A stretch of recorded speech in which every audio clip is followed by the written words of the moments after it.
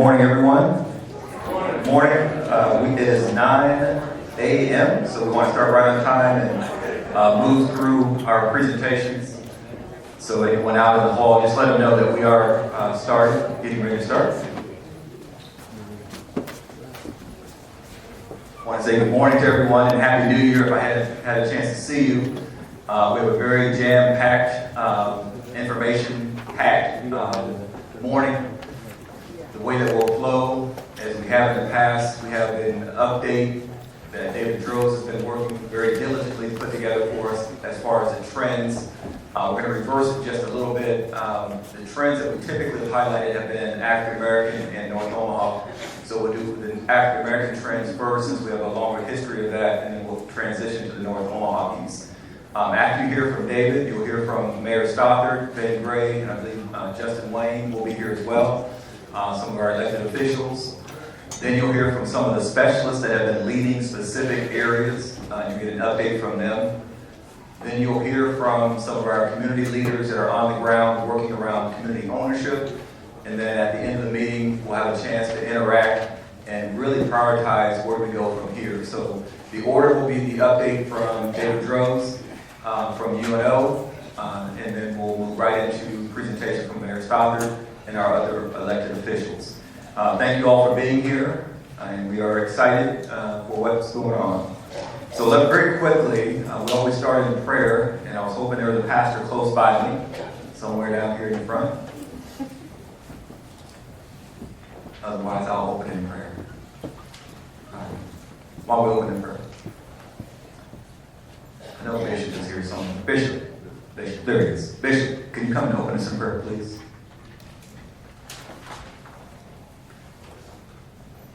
Let's please welcome Bishop Lance Foster, one of our longtime partners.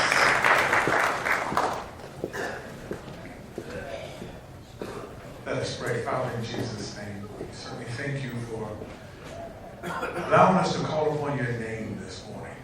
We thank you for the tender mercies that you have shown us, the grace that you have bestowed upon us. We thank you, Lord, because you've been so good. You've been so kind, you've been so real, and we always want to give you the glory and give you the honor. We ask you to bless this meeting, Lord, and allow us to hear the things that you would have us to hear. Allow those that are presenting, Lord, to be able to download the things that we need. That we may move this city forward, bring this community together, and uplift those that need the help. And continue to touch their hearts, Lord, that is able to help. I should have blessed us in the name of the Lord Jesus. We thank you for health. We thank you for strength. We even thank you, Lord, for allowing us to feel the cold. That we will be able to say, I am alive. In Jesus' name, amen. Thank you, Bishop. Just very quickly before we bring David, just a reminder, you should have the handout, which is the annual report, and everything is preliminary. We're still finalizing all of the data. Still coming in from many different sources. And then you have the spreadsheet, which is a long-term spreadsheet that tracks all the data. So there's a lot of paper. As we finalize all the reports, they will be downloadable from our website and other locations as well.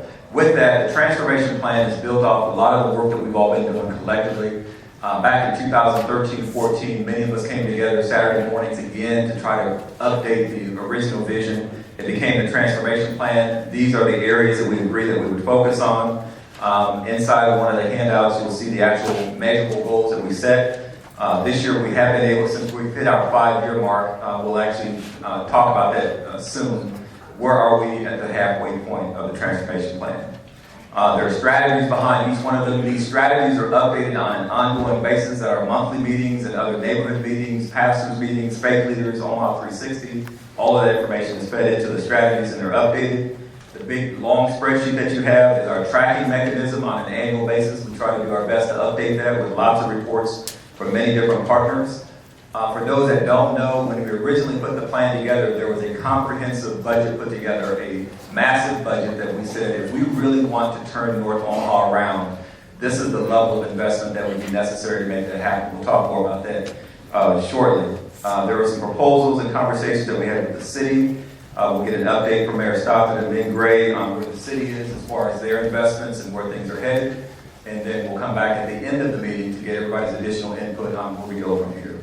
So with that, I'd like to welcome David Droz from University of Nebraska, Omaha. He puts countless hours into this update in a very short amount of time. The reason that we pushed the meeting to January is the census has been later and later getting the information out, so we wanted to give him a little bit more time, and we thought, let's close the year, and then we'll have a complete story. So let's please welcome and thank David Droz for his amazing work to get this put together for today. All right, thank you. It's always a pleasure to come here to this meeting. It's probably the 5th or 6th time I've been here. And the reason it's always fun to come is that it's nice to be a messenger of good news. Okay, and the good news is that everything continues to move in the right direction. There might be one exception on home ownership, which is kind of a struggle both locally and nationally, but all the measures are moving in the right way, and it's good to be able to see that and share that with you. Before I get into the actual data, I do have to give a plug. We are a partner for the 2020 census, and that is coming up very soon now. Postcards and forms will hit mailboxes in mid-March. So there's just a little bit more time to get the word out, but the census is important, and it only takes about 10 minutes to fill it out, so we ask for everybody's support in doing that. There is a census table out in the front today.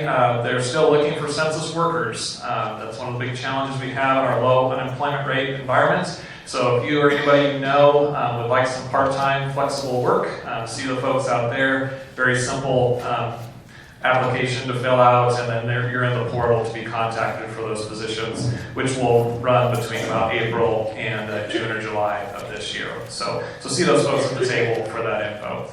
All right, so I'm going to start with the story that we first saw a turnaround in bachelor's degrees, and the World Herald reported on this probably 4 or 5 years ago already. So this is a look starting on the left. Let's see if I can have a cursor here. Yeah. So the data from this source starts back in the mid-2000s, and they use 5 years of surveying to put together one number that's more accurate. So we're going to show on all these slides Omaha in gold versus the U.S. in a blue shade. And you'll see that we started out with our Black African-American bachelor's degree or more percentage below the U.S. average. And both have steadily trended upward, but we moved up above the U.S. average and have now been able to remain there. So that's great to see, because we know that higher education leads to higher income, lower poverty, more homeownership, all that kind of stuff. So this is the first thing we saw turn into a positive direction. When I was here last year, we had the first kind of little dip in the percentage. And I probably mentioned at that time is that nothing goes up in a straight line forever. Okay, so sometimes the figures catch up with us, but it's nice to see that in the most recent year we did again pop a little bit higher, so that uptrend continues. If I saw it come down again, then I may be a little bit more concerned. But again, we should continue to see this number trend upward and exceed this short-term high of 22.5% before too long. Okay. So then another thing that we'd like to do is compare among the races. So here's that 22% level for Black here in the Omaha Metro. About 6 years ago, 7 years ago, whatever that number is, we were much less. So this is been a gain of about 6 points, as you see there. All of the major racial groups have been able to gain in their bachelor's degree or more percentage, as you see the purple bars being higher. But the gain among Black is the most, or the highest. So again, that is notable when we see things like that. All right, next one is on unemployment. So same thing, back in the mid-2000s, Omaha had a little bit higher Black African-American unemployment rate than the national average. The U.S. figures kind of went upward with the recession and have now started to come back down. Omaha's pretty much been able to come down during the whole entire time frame, and we're now below 10%. That was a level we hadn't seen since about the 2000 census. So we're the best that we've been in about 20 years or so. And again, like I mentioned before, nothing goes down in a straight line forever. So again, we see a kind of steadying of the rate here. It will take additional work to get this rate to continue to go lower. It's starting to get pretty low now, so still well below the U.S. average. Okay, by race, again, we can see that where we started at early in this data source period, we basically able to cut that unemployment rate in half for our black population. Again, you see declines for the other two races as well, but the amount of decline for our black population regarding unemployment is the largest. So again, that's very notable. We can detail how that unemployment rate has declined from putting some more of this data together by age. So they list on some tables some figures for teens, those in their 20s, and then for whatever reason they compile a great big age group of 25 to 54-year-olds, and then we can look kind of people approaching retirement as well. And what you'll notice here is regarding the number of unemployed persons, that's gone down for each and every age group, and it's gone down between 35 and 45%. So again, quite sizable when it comes to the number of people who are unemployed going down. On the right-hand side are unemployment rates, and I'm kind of looking here at kind of that early period and then the more recent period that we have data for. And again, when you look at that, it used to be that our teen black unemployment here in Omaha was about 50%. So obviously very high. That's now come down to a much lower level. Same thing for those in their 20s, early 20s. They've been able to cut that unemployment rate in half. So you put those two together for our teens and early 20-year-olds. Again, we're seeing a decline of almost 1,000 people who used to be unemployed and now they're not employed for that particular age group. And I noticed in one of the slides that I saw in the handout was talked about the Omaha Step Up program and how many people were involved. And it's somewhere in that 800, 900 persons per year range now. So we do see programs like that having an impact. I think they're very worthwhile. That model of having an internship style partnership turn into a full-time job because the employer knows that the person's dependable, the employee likes the company, they start to see the culture, how things work there. I think it's a really good model, not only for those years, but then in getting into full-time employment as well. So that's quite notable. All right, one of the things that is maybe new, we haven't maybe showed too much regarding labor force participation. And again, if there's one thing we know about Nebraskans, it's that we work, okay? And that goes across ages, across races, all sorts of persons in Nebraska work, okay? So labor force had been trending downward as, again, some of the baby boom population hits their retirement years. But now we've seen this pop up for Omaha these last 2 years. And the U.S. numbers for black have also bottomed and started to come up very slowly. But you can see how much more workforce participation there is here in Omaha for our black community than nationwide. And again, I'm not going to share too many rankings today, but that would rank 11th highest among the top 100 metros of black population. So we're almost top 10 for labor force participation among large metros in the U.S. for black. So again, that's quite an achievement, and it speaks to what I just mentioned with the census having a hard time finding workers and companies having a hard time finding workers. Nebraskans work, so everybody's already in the labor force. Okay, the one piece, again, that I mentioned we haven't quite seen the improvement has been in home ownership, and there could be a variety of reasons for that. So we see that Omaha black home ownership is lower than the U.S. average. Both have been trending downward and continue to kind of hit lower numbers each and every year. Affordability is an issue out there. We also know that a lot of building is taking place around the periphery of the city. And I've talked to several builders groups, and again, they like building high price point homes that have a lot of margin in them in case they have any problems happen with their project. But there is a market for lower square footage, more affordable homes. I'm just not quite sure how we get there. I haven't seen it yet, but hopefully this will be the next thing to turn around. It takes a few years of that higher earnings to be saved up to afford that down payment, get going on that home ownership path. So this is the next thing we hope will turn around. By race, again, you can see that not only has ownership dropped for black, but also for our other two major racial and ethnic groups here in the area. So that has been something consistent both nationally and locally. Okay, next one is on poverty. So again, we can see that Omaha black poverty has been a little bit higher than the U.S. average over time. However, as both of them have started to come down post-recession and in recovery and these good economic years, this is the smallest gap we've had between the local black poverty rate and the U.S. rate. Okay, so that's, again, something I call as notable, that this is only a 2 percentage point difference now. We used to be up in the 8 or 10 percentage point difference range between our local black poverty and what it was nationally. So again, another feather in our cap. It's moving in the right direction, have continued work to do, but all the efforts for the groups that are out there working day in, day out, they are making a difference. Okay. All right, again, comparing by race, we can see again the drop for black, which is quite a bit higher than the drop that we have seen for Hispanic Latino. And for whites, it's low, but pretty much steady, no real decline there. So the decline among black has been the highest of what's been going on locally.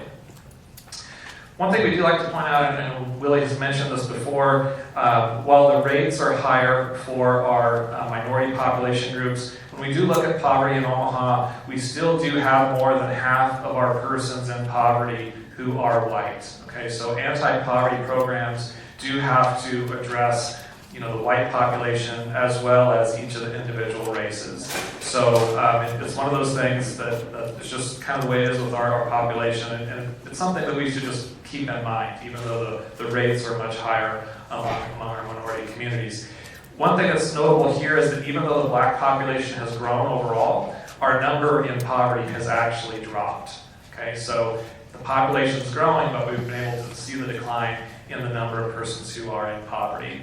When you compare that to Hispanic Latino, that population obviously also growing, but the number in poverty has also grown. So you can see the differential there between the two races. Okay, another one here on married couple households. This is something that we also track.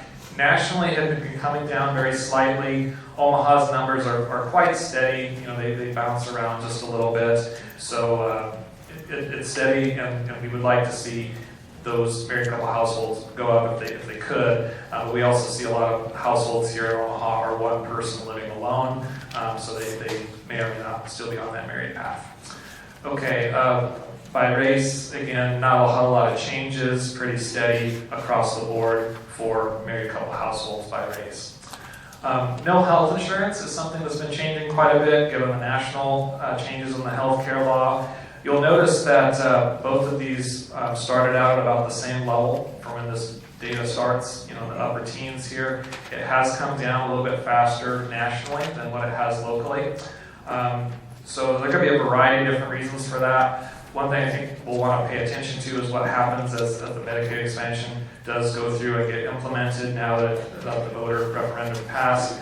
But again, we would expect those uninsured rates to come down with Medicaid expansion. That's kind of the idea. The debate was always over the cost of what that was going to do to get those positive improvements. So we'll just continue to track that as time goes forward.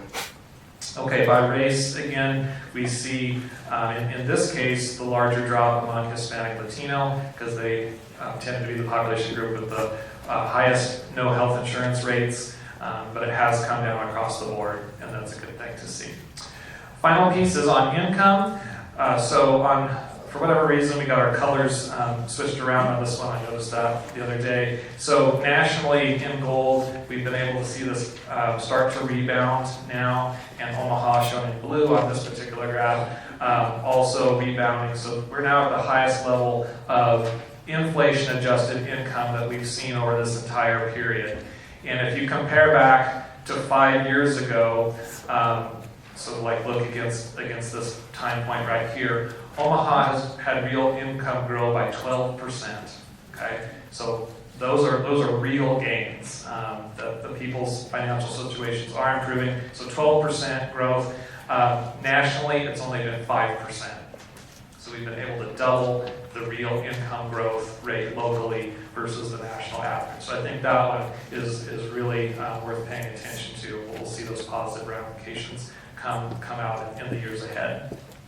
Okay, so I think this is probably about the last one. Household income then by race. Again, we do see rises across the board, but if you would look at this as like a percentage gain, again, it's highest for our Black African American population here in Omaha. But it's nice to see income, real income, going up for each and every racial group here.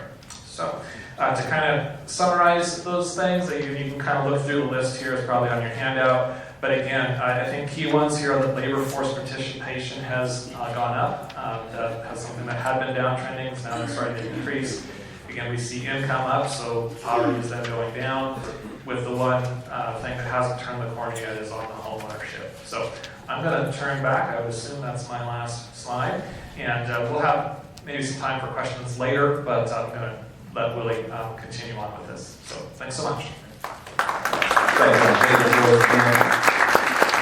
For those that don't know, David is the state resource and also travels across the country doing presentations like this. So we're grateful that he dedicates his time to help us give that update. For those that are tracking along, you have your long sheet. We'll come back to that. But we also have the handout on page 13. It gives you the summary and the data that David just walked through. And we also prepared, for those that really like data and want to track it all, there's a separate report that you can kind of take notes on. Many of the presenters that are coming up now will be geared towards those topics that David has provided. But before we get there, we'd like to bring up Mayor Jean Stothard. She was one of the original partners when we sat down with the transformation plan. Her departments have been actively engaged. She has a city strategy that she's been working on. A lot of it is aligned and together with the transformation plan. She's presented every year she's been in office to give us an update on what the city is doing in North Omaha and the impact. Let's please welcome Mayor Jean Stothard.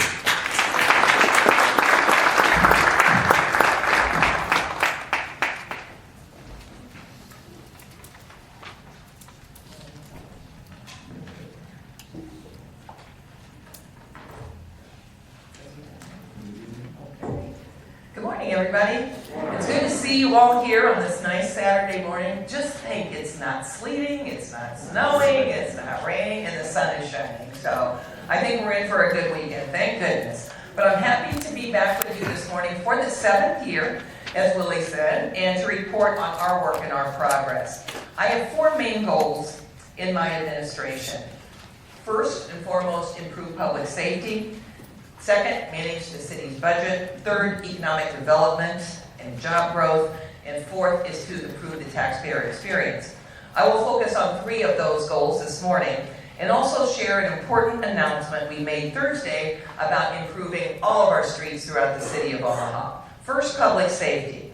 Chief Schmatter is here this morning and he's going to give you a report and will give you some more specific updates on crime. So I will give you just a few highlights. In 2013, we made a commitment to fully staff, equip, and train the Omaha Police Department to protect our community. In 2019, we have reached our staffing goal of 902 Omaha police officers, a record high number, and 100 more than we had when I came into office. A recruit class started training in December and will graduate this spring, another recruit class. 5 months ago, we opened the 5th police precinct that we've been talking about in Omaha for a good 20 years, and we opened it last fall. And with that opening of the new police precinct, we drew all of the boundaries for the other 4 precincts. This improves response times and police services in every single precinct throughout the city. We are a safer city because of our result-oriented police department and the community groups that we work with and work with us on crime prevention programs, neighborhood safety, and also youth intervention. Building great partnerships is the way we get things done in Omaha. So thank you for all the partners that are here this morning. Let's move on to job growth and economic development. 2020 is going to be a year for progress and collaboration. There are many initiatives underway right now in Omaha, and 3 in North Omaha that really stand out. Omaha's selection as one of the only 3 cities in the country to receive a $25 million Choice Neighborhood Grant is a testament to the strength of our partnerships and the record of successful outcomes that we've had in Omaha. Let me again thank HUD for selecting the City of Omaha and our partners. Omaha has the will, the commitment, and the resources to invest the Choice Grant funds wisely, and also serve as an example for other communities that are ready to invest in older neighborhoods. Working with the Omaha Housing Authority, 75 North, Purpose-Built Communities, Sherwood Foundation, and many others, we will now develop Kennedy Square to build mixed-income housing, revive an important commercial corridor, enhance public safety, and provide services to families.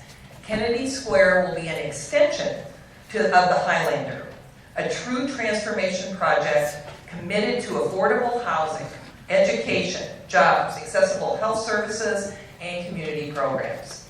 It's a promise to continue our commitment to the North 30th Street corridor. The implementation of the Choice Neighborhood Transformation Plan is a great responsibility, and we are all up for that job. Second, Forever North. Forever North is a housing and multimodal transportation study. It's a study for North 24th Street.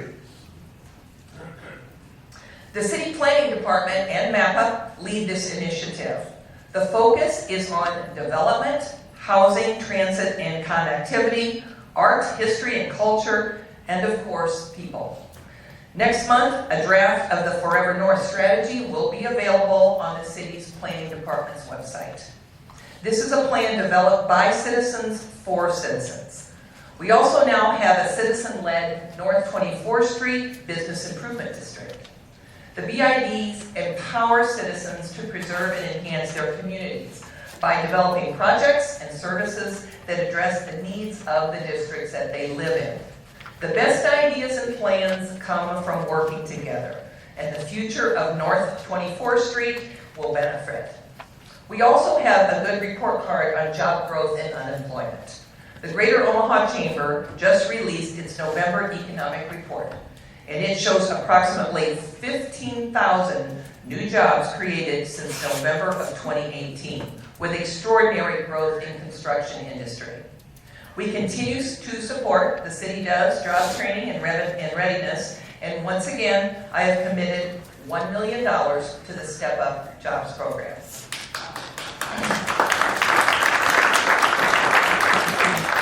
And finally, we are keenly aware that our streets are deteriorating. I don't think anyone in this room would argue with me on that. The condition of our streets is a top priority for me, and it's a top priority for our taxpayers. It falls under my 4th goal of improving the taxpayer's experience. Better and safer roads are an important taxpayer experience. Our streets have literally been underfunded for 50 years, and I know every one of you can see it every time you drive around the city. Since I have been mayor, we've made it a priority, and we have resurfaced more than 750 lane miles of road. And to put that in perspective, that's the distance between Omaha and Waco, Texas. That seems like a lot of roads. In District 2, we have completed 23 resurfacing projects just in 2019.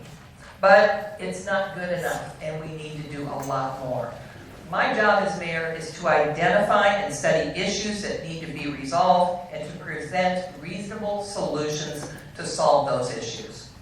The condition of our streets is one of those issues, and we need to take action. So, I have just recommended last week a $200 million bond issue for road rehabilitation, reconstruction, and new construction projects in Omaha. I am strongly convinced that this is the best way forward for our city. The City Council and I, we could secure the money we need without a public vote.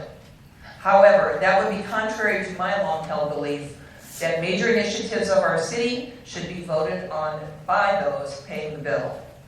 So last year, and we've been working on this for 2 years, but last year we consulted a team of independent engineering experts to do a deep dive to evaluate our current street infrastructure and estimate the cost to develop the city's first pavement maintenance and rehabilitation program. What we learned in the deep dive is this. The city of Omaha should be spending $75 million a year annually. If we spent $75 million annually, it would allow us, on our streets, to resurface 250 lane miles every year. Right now, the city spends $41 million a year, because that's the amount of revenue we have coming in that we can spend. With that amount that we spend every year, about $41 million a year, we are resurfacing approximately 125 lane miles a year. That's half of what we should be doing. Where we get that $75 million, it's 5%, and this is what the experts say we should be spending. It's 5% of our total infrastructure value, which is valued at $1.5 billion. Therefore, that means, if you figure that out, we should be spending 75, we're spending 41. We have a $34 million a year shortfall every year of what we should be spending on our roads. With the recommended level of $75 million a year, and we resurface 250 lane miles a year, what that would mean is every street in Omaha would be resurfaced at least once every 20 years, which is the average lifespan of a street. So what that means is your street would be resurfaced, and then in 20 years, automatically, it would be resurfaced again. And that would happen again and again. And we would never have these conditions that we have now, where the streets have deteriorated to the point that we can't even fix them anymore. This is called a pavement maintenance program. And it's designed to prevent from getting, again, into this situation that we have now. Last year, literally, the streets exploded after the really, really severe winter we had, and I know you have all seen that. We spent over $15 million last year fixing potholes. That is a waste of taxpayer dollars, because I can tell you, if the weather is just like it was last year again, every one of those potholes will pop out, and we're going to be doing it all over again. So that's why we need an ongoing pavement maintenance program. So the $200 million transportation bond issue, and these are transportation bonds, meaning they can only be used for streets and street-related projects. So we are only going to be using them for reconstruction and redevelopment of our streets. The $200 million transportation bond would raise $40 million additional every year, enough to cover that $34 million shortfall. Would it require a tax increase to pay the debt? Yes, it would. It would require a mill levy increase to pay that bond debt. Based on our current financial projections, the levy would increase equivalent to approximately, if you had a $100,000 home, about $35 a year. We have recalculated it recently, and it looks like it would be definitely lower than that, about $26 a year is what it would cost somebody with an average $100,000 home. Other revenue options that we looked at included an increase in the wheel tax, sales tax, and property tax. The wheel tax and the property tax could be done and achieved to get that extra money that we need, the extra $40 a year, with 4 votes of the city council. Sales tax increase would require us to change the state law. A bond issue is different because it is voter approved. If the voters say yes and approve the bond issue, which would be put on the ballot in May, we would start work this summer.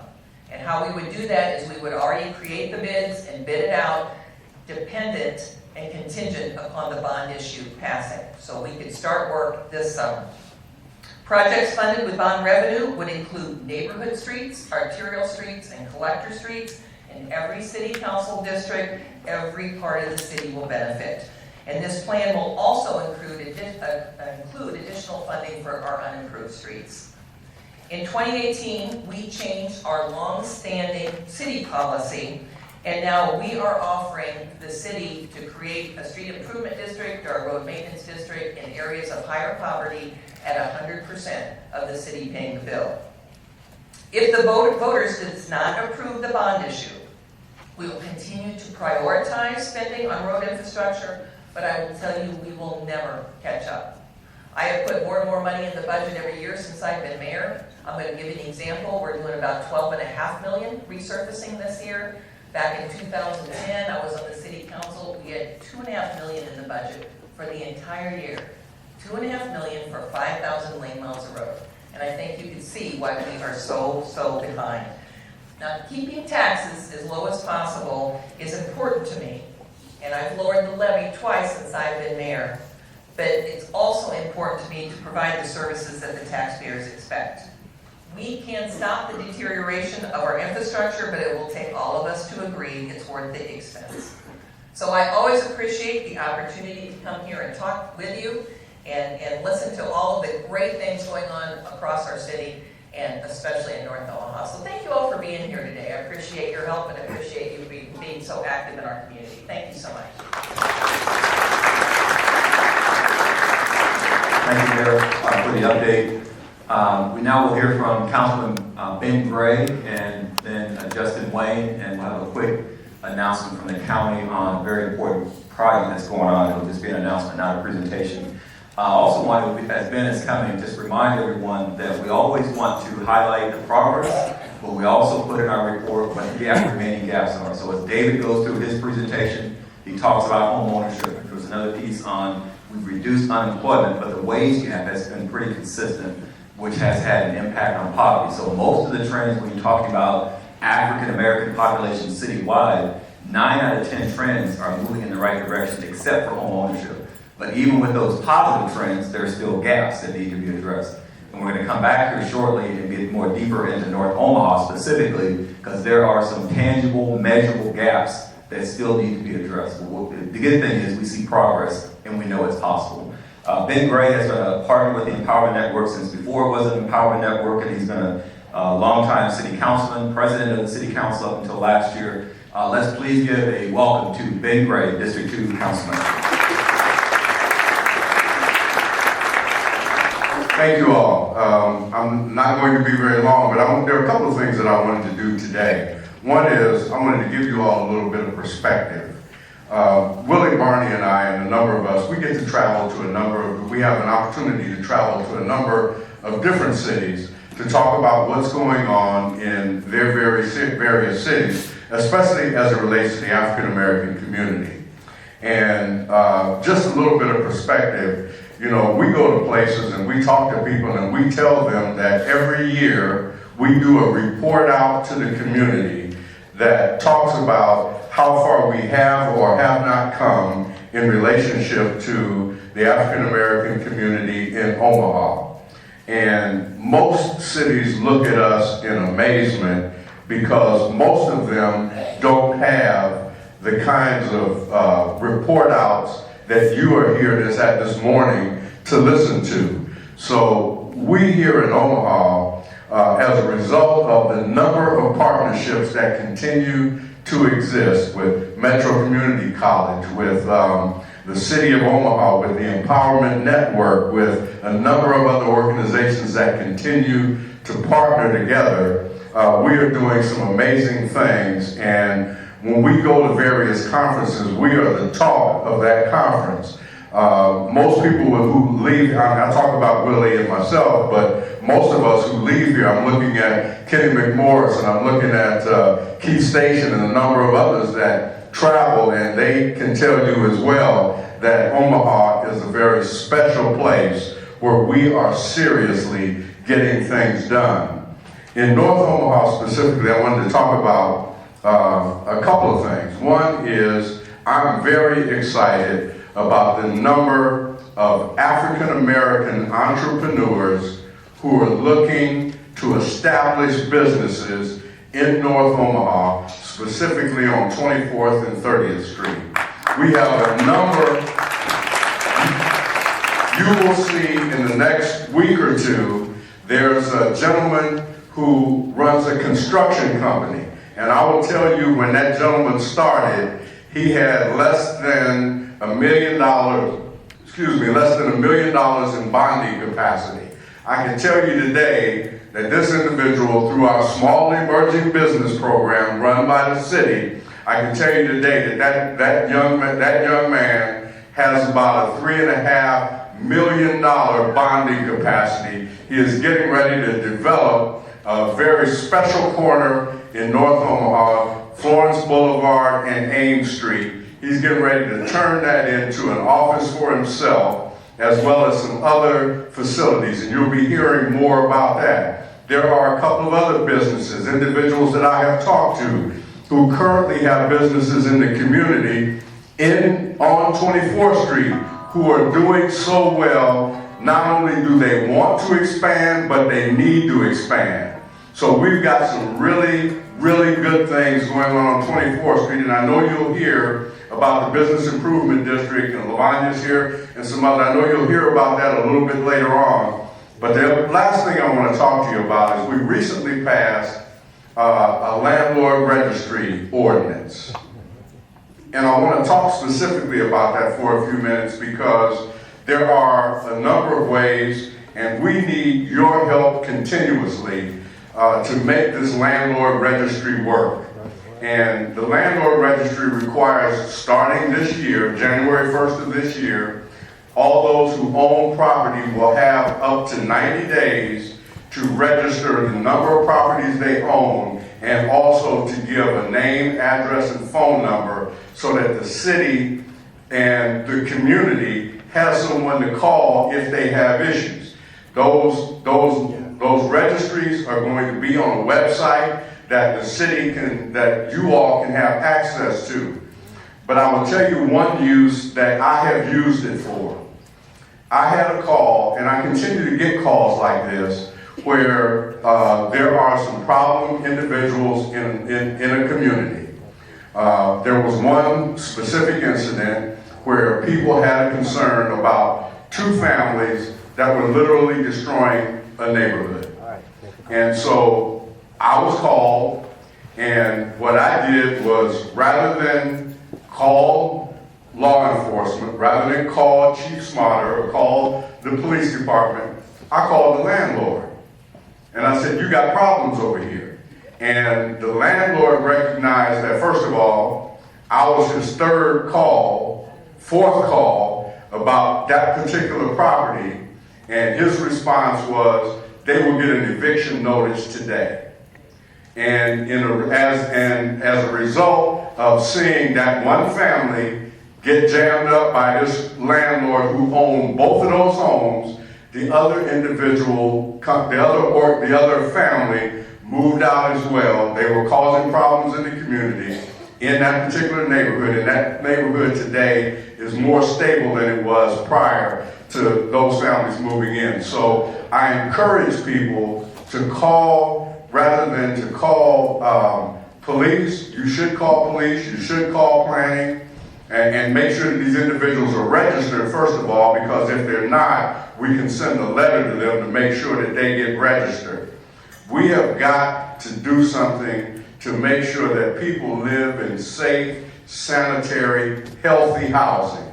We have got a commitment as a community to do that. We have an issue of affordable housing, and I know you all have heard, some of the ideas that I have been floating around about container homes and tiny homes and other things like that. We're going to continue to be looking at those opportunities and looking at those possibilities, especially for our homeless veterans. We as a community and as a society and as a nation, we ought to be ashamed that we even have to use the term homeless vets. Our veterans ought to have a place to stay. We ought to make sure that ought to be number one priority that we do.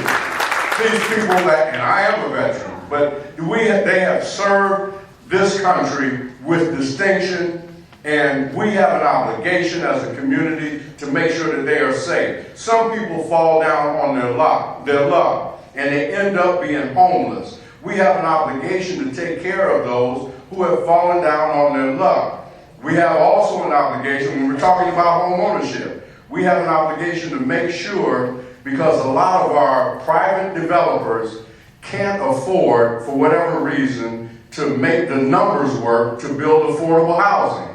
But our nonprofits are able to do that, and we can continue to do that, but we also got to find ways for our private developers to get involved. So looking at some of these container homes and tiny houses and some of these other things, that may be an opportunity for our private developers as well as our nonprofits to play, because we have a significant shortage of affordable housing, especially safe and sanitary affordable housing. So we've got a lot of work to do, but we're about the business of doing it. We make it a priority, we roll up our sleeves, and we make sure that we get things done. There are other things that we'll talk about, and I wanted to remind people as well that this coming Thursday at the Miller Park Pavilion. I'll be hosting a town hall meeting there to talk about this and some other things. But you all should know that what happens with the network and other folks in this community is not an accident, and we are on the map that some of these other larger cities are looking at what we're doing here and the changes and the working together and the collaborations that we do. We are a city and we are a district that is on the move, and our intention, and mine specifically, as long as I'm an elected official, is to make sure that this city in general and North Omaha in particular continues to move forward. Thank you all. Thank you, Ben. Councilman Gray. I want to direct your attention very quickly as Senator Justin Wayne comes. The long sheet has the trend lines, the long-term trend lines, just in one place. And on that trend line, you'll see the things that the mayor and Ben and others will talk about as far as making a priority of employment, reducing the unemployment rate. There has been a dramatic, measurable impact on reducing unemployment. You can see when it comes to youth employment, we've increased from 150 jobs to we're moving towards 800 jobs and even higher. Actually, with the Urban League and Heartland Workforce Solutions, we're actually over 1,000 youth jobs. But there's still, in red on these sheets, are the areas that we also want to make sure that we're not missing. And I know Justin Wayne has a focus on contracting. We need more business ownership. Those are some of the things that we'll be talking about as we continue through the day. But I'm very honored that Justin was available to come and give us an update from a state level of some priorities that he has as well. Let's welcome Senator Justin Wayne. Thank you all. Good morning. Good morning.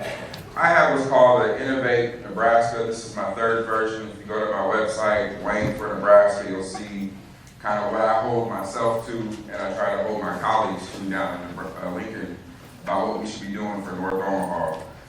Over the last 3 years, we were able to pass around 55 bills, and many of them deal with North Omaha. I'm just going to highlight a couple of them that I think are important for you all to know. The first one is this November, we will be voting at the ballot box on a constitutional amendment to get rid of slavery in our Constitution. Why is that important? Because our Constitution represents the values we hold. And if that's what we represent as the values we hold, slavery has no part in our Constitution as a form of punishment. We put that out there. I was happy, and Precious was there when we pushed this through the legislature, that we had a 48-0 vote. One person wasn't there that day. But everybody agreed, and most people didn't even know it was still in our Constitution. LB 86, which I'm pretty sure Bridget will talk about in the breakout session, is about extremely blighted. What you talked about, or what you saw up here, was the lack of home ownership. To put that in perspective, when we were in slavery, we had 1% black-owned property. Today, we still have 1% across the country of black-owned property. So we have to figure out how to own things, particularly property, if we're going to pass on generation wealth. And I don't like the word extreme blighted, but in our Constitution is this word blighted. So I had to mirror it with that language. What that offers is, and thanks to the City Council, Ben Gray and Mayor Stothard, we designated extremely blighted areas throughout North Omaha that will allow people, especially first-time homeowners, to get a $5,000 tax credit at the state level to help close that gap in income that we need to have affordable housing in Nebraska. What it also does, thank you. At least one person like it.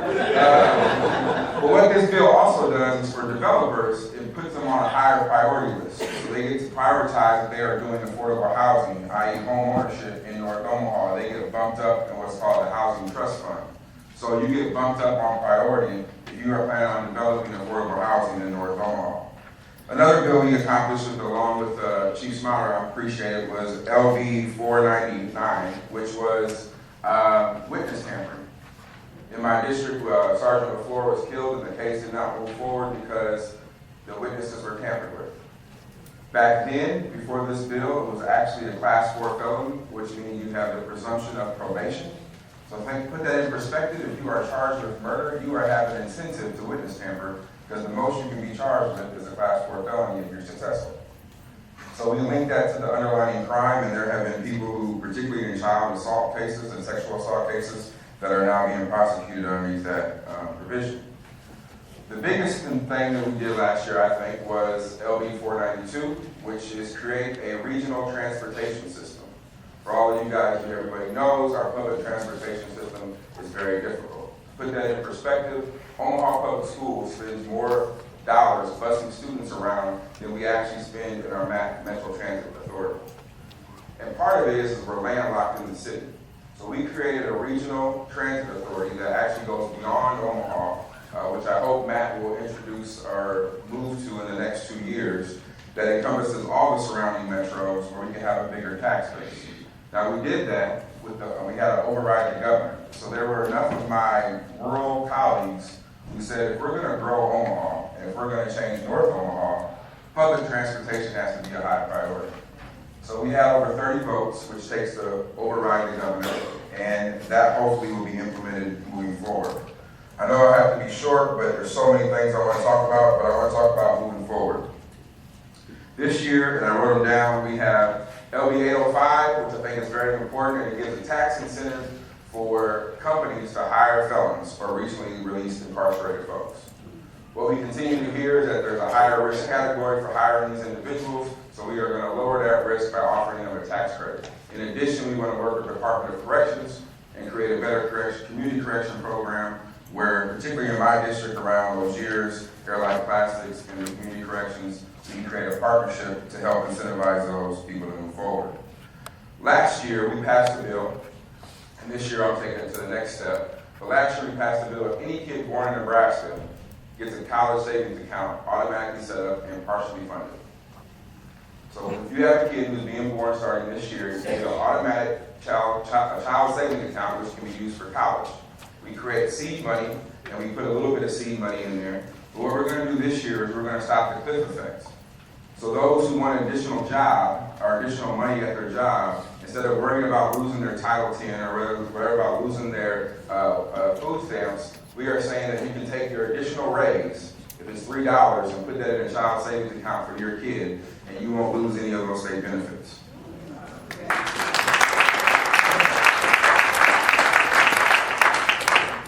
What I also found out through research is we don't have an African American commission in the state of Nebraska. We're one of the few states that don't. We have a Latino, we have a Native American one. And LB 18, we will pass that this year to create a commission so we can take a statewide look at African Americans from a government perspective and key in on those critical programs we got to do to make sure things are better. And the last couple things I want to talk about is a package around economic development. Looking at the city SEV program, the state doesn't offer anything like that. And this year it was announced that we might have a $2.6 billion project at the UNMC Center, which is East Omaha.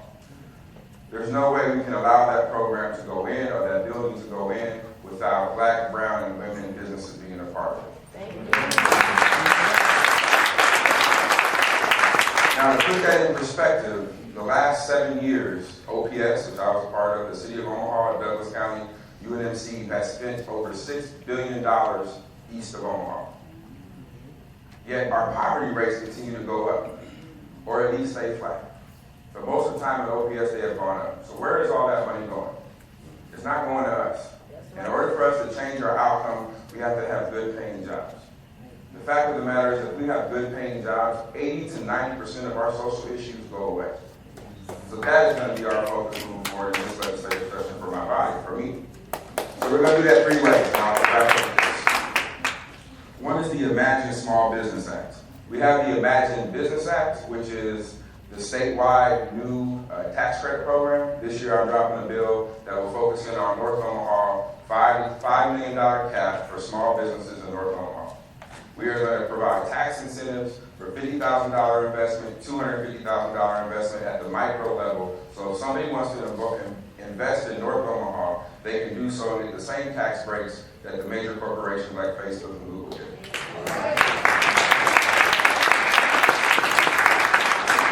Another bill we have is a tax credit for, we would say, alternative access to credit, which is typically you can't get through banks. This has already been seen to work in North Omaha with the North Telecommunication Services. They use similar program. We are going to create another program with a $15 million over the life of the 3 years, $15 million tax credit for North Omaha. It'll be designed to make sure we invest and we have access to credit, because that is the #1 issue facing businesses in North Omaha is access to credit. So this will be an alternative route that'll be tax credits that are based off of the government giving in a fund $15 million to make those things happen. The last thing, which is part of this UNMC project, and many of you shared my Facebook post and why this is important, but we don't have to reinvent the wheel. In Atlanta, Mayor Jackson basically said, when they wanted to build the Delta Airport, and everybody's been down there, most of you guys have, it's huge. Back then it was only a $500 million project. But Mayor Jackson said, weeds will grow unless 30% go to black folks. Less 30% goes to black, brown, and women. And they held up that project for over a year. So we don't have to reinvent the wheel, because if you go to Atlanta, you see the number of professional and middle class African Americans, and you can trace it directly back to 1979 to 1983. Statistically and everything. So I've termed this project our mayor moment. That this is our time underneath the HUD program that I'm going to introduce, a historically underutilized business program at the state level, that if UNMC or any other state project or any other political subdivision wants to contract any project over $100,000, they have to use either DBEs or historically underutilized businesses, which are veteran-owned, women-owned, and people from census tracts that are 150% unemployment or 20% poverty. That is the goal for this year. That is my #1 priority bill.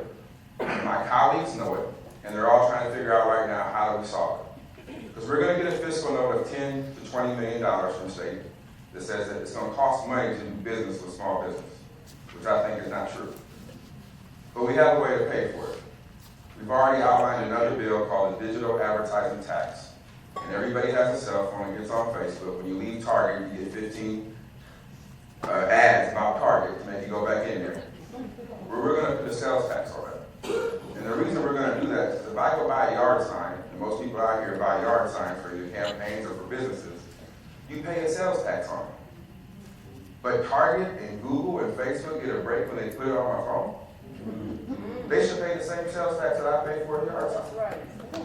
That's how we're going to pay to do business with small and emerging and black and brown businesses. And thank you.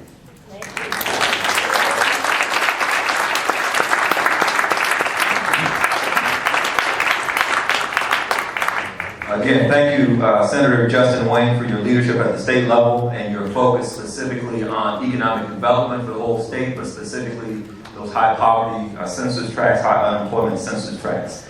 We are going to transition into, you heard kind of the bigger picture. Now we will dig deeper into category by category. A big priority when we started the network 13 years ago was focusing specifically on reducing gun violence. Because we know, based on work in other cities, when you continue to reduce gun violence, it creates opportunity for more economic development. So we're going to go right back to where we started. And we have had a tremendous partner over the years. And Chief Smotter has taken it to a whole new level with the police department. Let's please welcome Chief Smotter from the Omaha Police Department.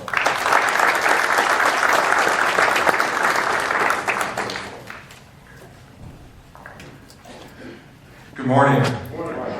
It's a pleasure to be here. I want to introduce a couple members of my staff that are here. Deputy Chief Ken Kanger is here. Lieutenant Shree Thomas is here. They didn't have to be here, I didn't tell them to be here, but I've got a good staff. Look, I provide the strategy, a little bit of leadership. They're the ones that make it go. So I've got a good thing, not only with my staff, but when there is the staying power that we've had in Omaha, with the Gene Stothert, with the Willie Barney, with the Ben Gray, that helps my job tremendously. And the numbers that you saw David Drozes go over with UNO, those numbers help me. Employment is huge for me as a police chief, because that really helps take the numbers down. And the numbers that I go over here, please don't look at it this way. They're not totally enforcement numbers, because we edged our strategy to enforcement, intervention, and prevention.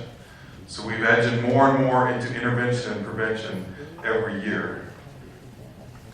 Thank you. Okay, I always start with the citywide total of homicides. Last year we had 23.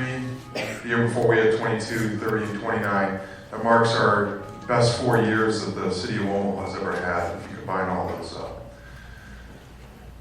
We like to look at it this way. When the city of Omaha averaged 40 or more homicides a year, now we're down to the low 20s. That's 20 crime victims and countless family members and friends that aren't going through the trauma. Citywide gun assaults. So the orange line is the incident, but within an incident, more than one person can be shot. So you see the total is I guess that's a purple line, I'll call that. And you can see where we started. 2008 happens to be when empowerment started. And all the collected efforts that have went into this, look at that trend line downward.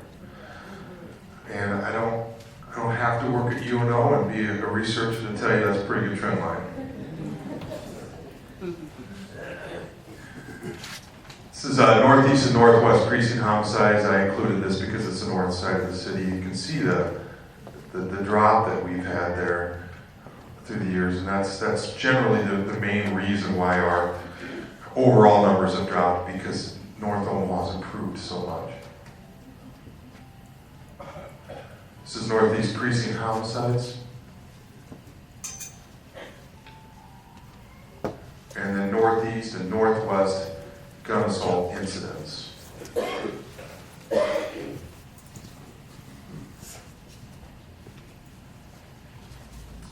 Northeast precinct gun assault victims.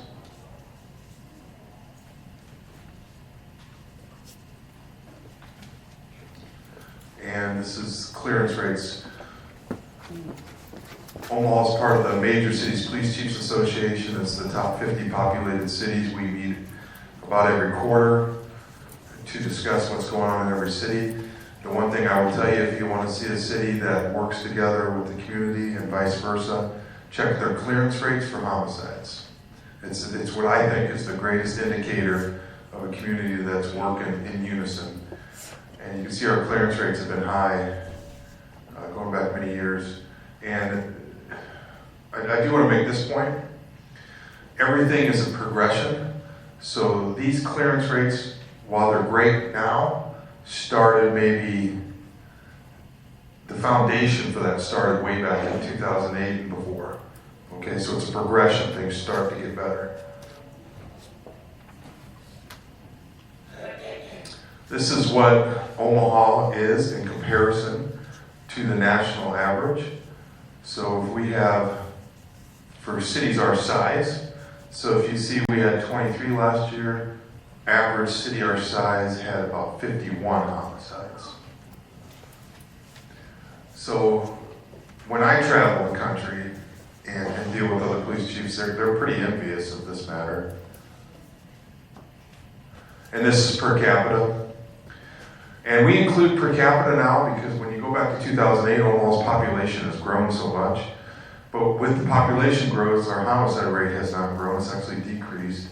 So 10.9 was the national average for cities our size, and we are at 4.9, over half.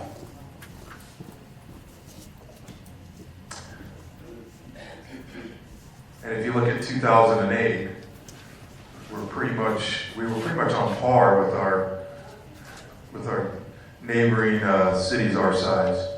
So that's great progress. I include this slide because we're looking at how well Omaha is progressing, how well law enforcement is interacting with the community. And in 2010, we had 11 officer-involved shootings. That's when an officer fires a weapon and actually strikes somebody or kills them. And you can see all the way down, you start to see the numbers trending down, and then you see 2019, there was just one, and that occurred on New Year's Eve, 2 hours before this end of the year. So that's a number that we keep an eye on. Also, if you look at that, there's probably not a major city in this country that had one. Okay, I truly mean that. There's way more than this. So the fact that we had one is big. We feel that the professionalism of the police department has increased. Our decision-making, the body cameras, the use of less lethal weapons like the tasers. Those full deployments have been very impactful to us, and that's a number we'll always keep track of. This is a number that's important as well. It's the number of internal affairs complaints. So CC, the red box, is the number of citizens that came forward and lodged a complaint with the police department. The second line is complaints that supervisors within the Omaha Police Department brought forward and were investigated by internal affairs. And that last line of human resources, that's a new category because that deals with our civilian employee staff. Civilian employee staff. So human resources will actually assist with the investigation on those. But by contract, we do the investigations and internal affairs, and that trend line is also moving downward. You see in 2011, and 12, and 13, and 10 and 9 that we were really high. So we're about a third less than what we've had over the years.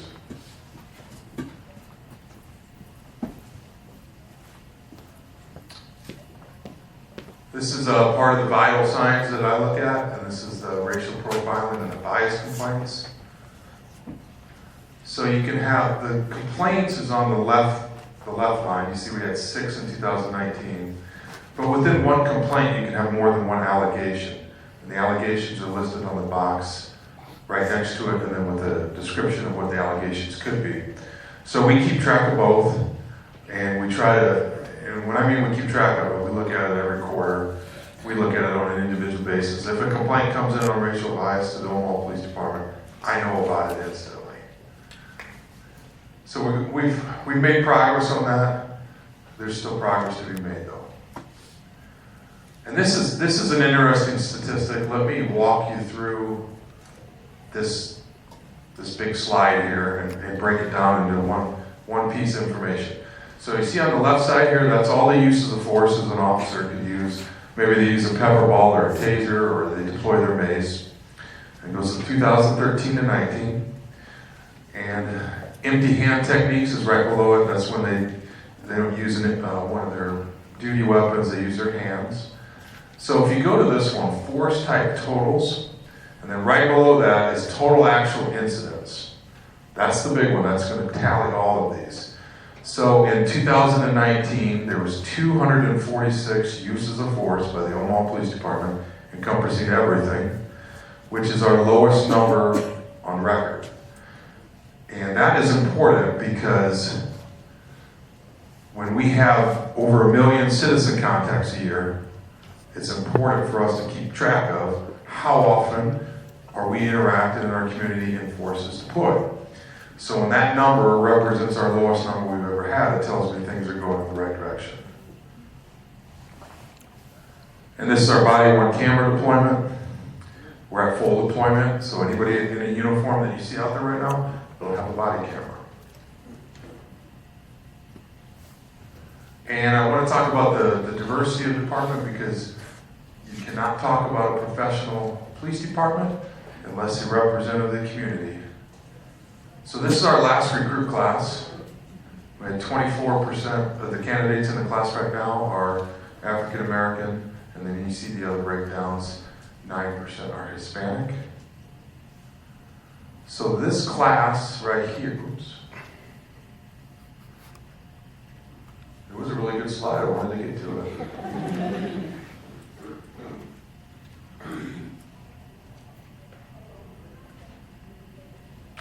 Okay, so this is our trend line.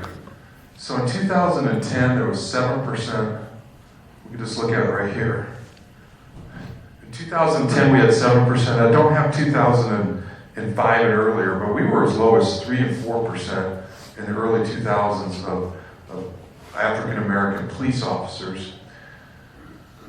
We've had a number of retirements of some of our African American officers, but we've edged all the way up to 9%. And it says 9%, it's really 9 point something, and then the last recruit classes is not included in that. So we're about at 10% now. So in 2020, we should be at 10%. And that's going to more than double what we've had in the early 2000s, triple really. And I've done a lot of homework on this matter. And I've watched the progression of police departments, and that is a number that's been very persistent, hard to get up in other cities, but we've edged it up to 10% here. And I believe 13% is the percentage of the population. We're at 10%. There's some work to do there, but at least the progression is moving upward. All right, I was told I don't have time for questions today. I hate that because I like your questions, but thank you very much.